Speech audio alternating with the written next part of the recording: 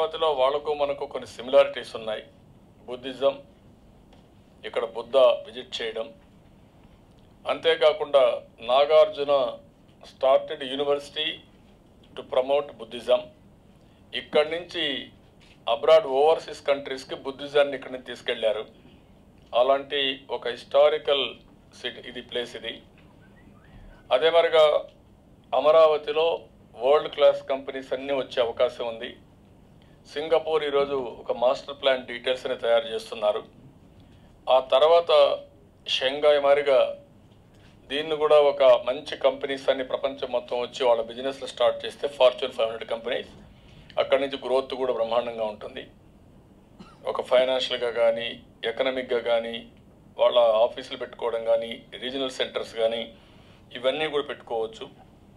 ఇందులో మనం చూస్తే ఇన్ఫ్రాస్ట్రక్చర్, ఇండస్ట్రీ, ఇంకో పక్కన అర్బన్ డెవలప్మెంట్లో, టూరిజంలో, స్కిల్ డెవలప్మెంట్లో, multi modal transport system, hire ఎడ్యుకేషన్లో, ఇరిగేషన్లో, అగ్రికల్చర్లో, హార్డ్వేర్, టెక్నాలజీ ఇవన్నీ కూడా చాలా అవకాశాలు ఉన్నాయి.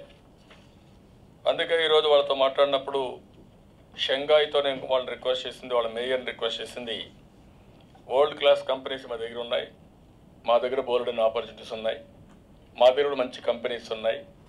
ఈ సినర్జీతో మీరు వర్కౌట్ చేయగలిగితే ఆంధ్రప్రదేశ్లో, ఇండియాలో మీకు బోల్డెన్ ఆపర్చునిటీస్ ఉన్నాయి. కాబట్టి అక్కడ మీరు కన్స్ట్రక్షన్కి ముందుకు రండి. మ్యానుఫ్యాక్చరింగ్ హార్డ్వేర్ ఉంది మనకు. 200 నుంచి 300 బిలియన్ US మనం ఇంపోర్ట్ చేస్తున్నాం, ఎలక్ట్రానిక్స్ కానీ హార్డ్వేర్ కానీ. ఈరోజు చెంగ్డూ అంటే చూస్తే 50 to 60% ఆఫ్ సెల్ ఫోన్స్ అక్కడే మ్యానుఫ్యాక్చర్ చేస్తున్నారు.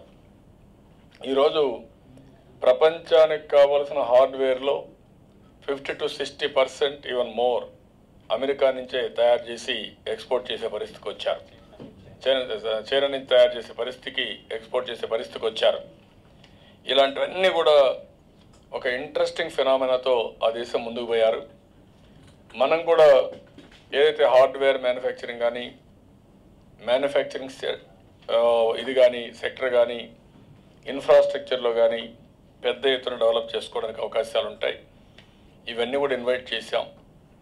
MOU అనేది ఒక మెమరాండం ఆఫ్ అండర్స్టాండింగ్, ఇంటెన్షను వాళ్ళని ఎక్స్ప్రెస్ చేసేట్టు ఉంటాయి. ఇవన్నీ ఇది అయిన తర్వాత వాళ్ళు వచ్చి బిజినెస్ ఎక్స్ప్లోర్ చేసుకొని వైబిలిటీని బట్టి, ఒక మన ప్రొసీజర్ని బట్టి మిగిలిన యూనిట్స్ అన్నీ ఏ విధంగా సెటప్ చేయాలనో అవన్నీ సెటప్ చేస్తారు. దీనికోసం ఒక పద్ధతి ప్రకారం చేయడం జరిగింది. ఒక మాటలో చెప్పాలంటే చాలా వరకు ఒక సాటిస్ఫాక్టరీగా ప్రోగ్రామ్ జరిగింది. మన వాళ్ళు కూడా కొంతమంది అయితే కొన్ని major companies, China metallurgical and project corporation అయితే ఉక్కు రంగంలో చాలా ముందుకు వచ్చే పరిస్థితికి వచ్చారు. అది కూడా వర్కౌట్ చేస్తున్నారు. కెమెల్ గ్రూప్ అయితే బ్యాటరీలు తయారు చేయడం కోసం చాలా ఎక్స్పర్టైజ్ ఉంది, నెంబర్ 1 వీళ్ళు అక్కడ. బ్యాండెక్స్ గ్రూప్కి చాలామంది ముందుకు వచ్చి వీళ్ళతో జాయింట్ వెంచర్ పెట్టడానికి ముందుకు వచ్చారు. అదే మరిగా small and medium enterprises SME ముందుకు వచ్చి ఒక MOU చేసుకున్నాం. చైనాలో స్మాల్ స్కేల్ ఇండస్ట్రీ చాలా ఉన్నాయి, స్మాల్ అండ్ మీడియం ఇండస్ట్రీ చాలా ఉన్నాయి. వాళ్ళతో ఒక MOU చేసి వాళ్ళ ఎక్స్పర్టైజ్, మన వాళ్ళని ఏ విధంగా ట్రైన్ చేయడం, వాళ్ళ కంపెనీ సెట్ రావడం, ఎట్లా కొలాబరేట్ చేయడం, వర్కౌట్ చేయడానికి వాళ్ళతో కూడా ఒక MOU చేసాం. China civil engineering construction corporation ఒకటి చాలా పాపులర్గా ఉంది, వాళ్ళతో కానీ ఇలాంటివన్నీ కూడా చాలామంది ఇలాంటి వాళ్ళందరూ ముందుకు వచ్చారు. వాళ్ళందరితో కూడా ఏ విధంగా వర్కౌట్ చేయాలనో వర్కౌట్ చేయడం కోసం ముందుకు పోతున్నాం. టూరిజం కూడా చాలా బాగా చేశారు వీళ్ళు. టూరిజాన్ని కూడా బాగా డెవలప్ చేయాల్సిన అవసరం ఉంది. ఈ టూరిజంలో కూడా ఏమేం చేయగలుగుతారో అన్నీ వాటితో డిస్కస్ చేస్తున్నాం. ఇవన్నీ రాగలిగితే మళ్ళీ మనం ఎంతవరకు చేయగలుగుతామో చేసుకుంటూ ఒక పద్ధతి ప్రకారం ముందు పోవడానికి అవకాశాలు ఉంటాయి. పబ్లిక్ పేదరికంలో ఉండాలని ఎవ్వరికీ లేదు.